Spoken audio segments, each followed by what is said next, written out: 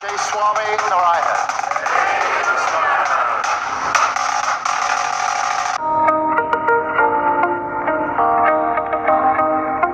बहुत बड़ी बात थी, बहुत खुश थे, इंडियंस बहुत खुश थे, पाकिस्तानी थोड़े कम खुश थे। And Prime Minister Narendra Modi speaks with Keir Starmer. Prime Minister Modi congratulated him on being elected as the Prime Minister of the United Kingdom. Labour के प्राइम मिनिस्टर आ रहे हैं, वो कह रहे हैं हम इंडिया के साथ जो है वो अपना ट्रेड एग्रीमेंट जल्दी से जल्दी करेंगे। सो ये चीजें जो है ना, that tells us a story. तो हमें पता ये चला कि इंडियन अमेरिकन्स की सैलरीज सबसे हाईएस्ट है अमेरिका में। मेरा ख्याल है पाकिस्तान के बारे में जो उन्होंने कहा, ये सबसे ज्यादा रेसिस्ट हैं, ये सेक्सुअल अटैक्स ये करते हैं, मतलब जिसे वो कहते हैं ना, ये इस तरह के स्टेटमेंट जो है वो हुई। और इसी के साथ खबर ये है कि कुआलालंपुर मलेशिया में बैगर्स पर क्रैकडाउन किया गया है। 80 बैगर्स पर क्रैकडाउन किया गया, जिसमें से 77 बैगर्स पाकिस्तानी निकले। कीर स्टारमर तो यहाँ तक बोल चुके हैं कि ब्रिटेन में रहने वाले हिंदुओं के खिलाफ जो नफरत फैलाई जा रही है उसे किसी भी कीमत पर रोकना होगा। तो जी कहा ये जा रहा है गवर्नमेंट की तरफ से कि 6 मुहर्रम से लेके 11 मुहर्रम तक जो है वो सोशल मीडिया बंद रहेगा, कम्प्लीटली बंद रहेगा। तो क्या वजह है कि दूसरे मुल्कों में जो बैगर्स पकड़े जाते हैं उसमें इतनी बड़ी तादाद पाकिस्तानी बैगर्स की ही होती है? कीर स्टारमर ने अपने चुनावी मैनिफेस्टो में सबसे पहले ये वादा किया था कि वो प्रधानमंत्री बनते ही भारत के साथ फ्री ट्रेड एग्रीमेंट करेंगे। लेकिन क्वेश्चन ये है यार कि इस तरह तो ना। नमस्कार दोस्तों, स्वागत है आप सभी का हमारे वापस एक नई वीडियो में। तो चलो फटाफट से वीडियो को स्टार्ट करते हैं। तो आज का वीडियो बहुत ज़्यादा इंटरेस्टिंग होने वाला है। तो आपको तो पता हो कि अभी यूके में इलेक्शन चल रहा है और इस बार एक नया प्राइम मिनिस्टर आया है जिसका की नाम कीर स्टारमर है और उन्होंने भारत और हिंदुओं को बहुत ज़्यादा सपोर्ट करा है। इसी खुशी में वो इलेक्शन जीतने के बाद सबसे पहले स्वामी नारायण मंदिर गए थे, जहां से उन्होंने आशीर्वाद पाया और वहां से प्रसाद भी खाया। और उसके बाद फिर उन्होंने भगवान की भक्ति भी की और उसके बाद हमारे देश के प्रधानमंत्री श्री नरेंद्र मोदी ने उनसे बात भी की बहुत देर तक। और उसके बाद फिर उन्होंने एक ट्वीट भी करा था जिसमें लिखा था कि भारत और इंग्लैंड के रिश्ते अब पहले से और भी ज़्यादा मजबूत हो जाएंगे और इस पर बहुत ज़्यादा काम किया जाएगा, जिस वजह से भारत और इंग्लैंड दोनों बहुत ज़्यादा तरक्की कर पाए। तो चलो अब मैं फटाफट से आप लोग को वीडियो दिखलाता हूँ। वीडियो देखने से पहले आप लोग वीडियो को लाइक कर देना, चैनल पहली बार आए चैनल को सब्सक्राइब करके बेल आइकन कॉल पे सेलेक्ट कर लेना। तो चलो फटाफट से वीडियो को देखते हैं। लेबर के प्राइम मिनिस्टर आ रहे हैं, वो कह रहे हैं हम इंडिया के साथ जो है वो अपना ट्रेड एग्रीमेंट जल्दी से जल्दी करेंगे। सो ये चीजें जो है ना, that tells us a story कि how he was a disaster. ठीक है जी। और उन्होंने क्या किया कि अब जब ये जो क्या नाम है ऋषि सोनक पॉलिसी लेके आए माइग्रेशन की, अब इंडियंस क्या कहते थे? इंडियंस कहते थे कि हमें ये जो ट्रेड एग्रीमेंट करने हैं इसमें माइग्रेशन भी एक बहुत बड़ी चीज है कि इंडियंस को वीजा दिए जाए। ऋषि सोनक जो है वो ट्रेड एग्रीमेंट भी साइन नहीं किया, ऊपर से माइग्रेशन की पॉलिसी लेके आके इंडिया के साथ उन्होंने कारोबार करना है भी, वो उस ट्रेड एग्रीमेंट्स भी ना, फ्री ट्रेड एग्रीमेंट की बात भी नहीं।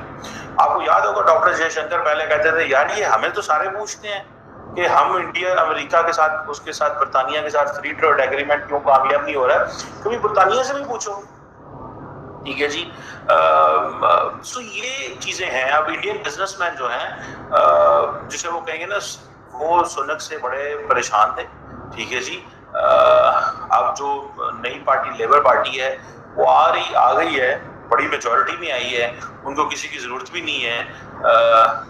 जिसे वो कहेंगे ना, वो समझते हैं बस ठीक है हमने अब आना था, आ गए हैं। और कहा तो ये जा रहा है कि टोनी ब्लेयर के बाद ये जो वजीर आजम आए हैं ये कोई ऐसा बड़ा इम्पैक्ट करेंगे, पता नहीं करेंगे कि नहीं करेंगे। तो हमें पता ये चला कि इंडियन अमेरिकन्स की सैलरीज सबसे हाईएस्ट है अमेरिका में। अब आप जानते हैं कि अमेरिका में, क्योंकि ये कंट्री लैंड ऑफ इमिग्रेंट्स कहलाता है, तो पूरी दुनिया से लोग यहाँ पर आकर बसे और यहाँ पर आकर सेटल्ड हुए।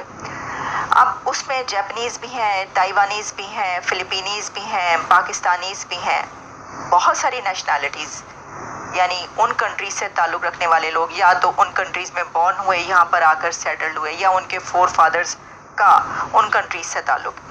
तो इसमें जो हाईली पेड वर्कर्स हैं उनका ताल्लुक़ इंडिया से है, वो इंडियंस हैं, Indian Americans, highly paid workers America में। अच्छा, अब मैं आपके सामने वो डेटा रखती हूँ और ये 22-23 का डेटा आपके सामने रख रही है, तो ज़ाहिर है कि एक साल में कोई इतना ज़्यादा फ़र्क तो नहीं पड़ा होगा ना। इसमें यह है कि इंडियन अमेरिकन जो हैं वो पहले नंबर पर हैं, जो कि $100,000 से ज़्यादा सैलरी लेते हैं। सेकंड नंबर पर फिलिपिनो अमेरिकन है, 83,000 से ज़्यादा है। ताइवानीज अमेरिकन थर्ड नंबर पर आते हैं, तीसरे नंबर पर, और उनकी 82,000 के लगभग सैलरी कही जाती है। श्रीलंकन अमेरिकन जो हैं वो फोर्थ नंबर पर आते हैं और $74,000 उनकी बताई जाती है, इतने करीब। उसके बाद फिफ्थ नंबर पर आते हैं जापानीज अमेरिकन। अब आप ये देखिए, मेरा ये ख्याल था कि जापानीज तो पहले नंबर पर होंगे। जापान देखिए आप, मतलब कंट्री, और वहाँ से जापानीज जो होते हैं वो बड़े इंटेलिजेंट कहे जाते हैं, लेकिन जापानीज यहाँ पर काफ़ी नीचे के नंबरों पर है। उसके बाद फिर आता है मलेशियन अमेरिकन। अच्छा, मलेशियन अमेरिकन के बारे में मैं ऐसा नहीं सोच सकती थी कि ये इतने हाईली पेड वर्कर्स होंगे, जो कि $70,000 इनकी कही जाती है। अच्छा, फिर इसके बाद चाइनीज़ अमेरिकन आते हैं। चाइनीज़ अमेरिकन का ग्रुप भी मेरा ये ख्याल था कि ये भी काफ़ी ऊंचे ऊपर के नंबरों पे होंगे, लेकिन ऐसा नहीं है। और चाइनीज़ अमेरिकन के बाद आते हैं पाकिस्तानी अमेरिकन, यानी पाकिस्तानी आ गए कौन से नंबर पर? 8वें नंबर पर। 8th नंबर पर पाकिस्तान है और पाकिस्तान से ऊपर चाइनीज़ अमेरिकन हैं।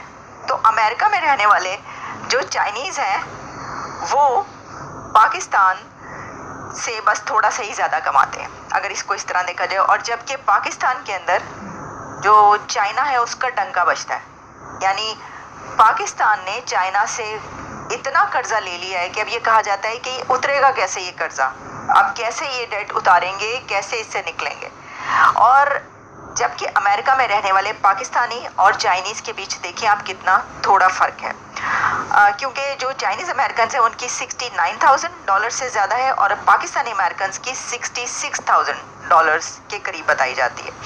अच्छा, पाकिस्तानी अमेरिकन के बाद वाइट अमेरिकन हैं। अब आप ये देखिए कि यहाँ पर रहने वाले जो वाइट हैं वो यही सोचते हैं ना, आमतौर पर तो सोचा जाता है, अगर किसी से आप ये सवाल करें तो वो कहेंगे हाँ जी, जो वाइट है यहाँ के वही ज़्यादा कमाते होंगे, सबसे ज़्यादा हाईली पेड उन्हीं का होगा, लेकिन नहीं, ऐसा नहीं है। और फिर जो वाइट अमेरिकन है उनकी $59,000 जो है वो कही जा रही है। उसके बाद कोरियन अमेरिकन आते हैं और फिर इंडोनेशियन अमेरिकन हैं, फिर उसके बाद the average American, Thai American, Bangladeshi American बिल्कुल नीचे के नंबरों पर $50,000 कही जा रही है। फिर नेपाली अमेरिकन आते हैं और फिर Hispanic, Latino and African American सबसे आखिरी पॉइंट पर। ये कई जगहों पर डेटा जो है शेयर हो चुका है। मैं देख रही थी कि जो हर्ष गोयनका हैं उन्होंने भी शेयर करवाया हुआ है कि why Indians are earning the highest in USA. ये कई जगहों तो चलो दोस्तों, आज की वीडियो में बस इतना ही। अगर आप लोगों को वीडियो पसंद आए तो वीडियो को लाइक कर देना, चैनल पहली बार है चैनल को सब्सक्राइब करके बेल आइकन कॉल पे सेलेक्ट करना। चलो मिलते हैं अगली वीडियो में, तब तक के लिए good bye, thanks for watching. The highest in USA.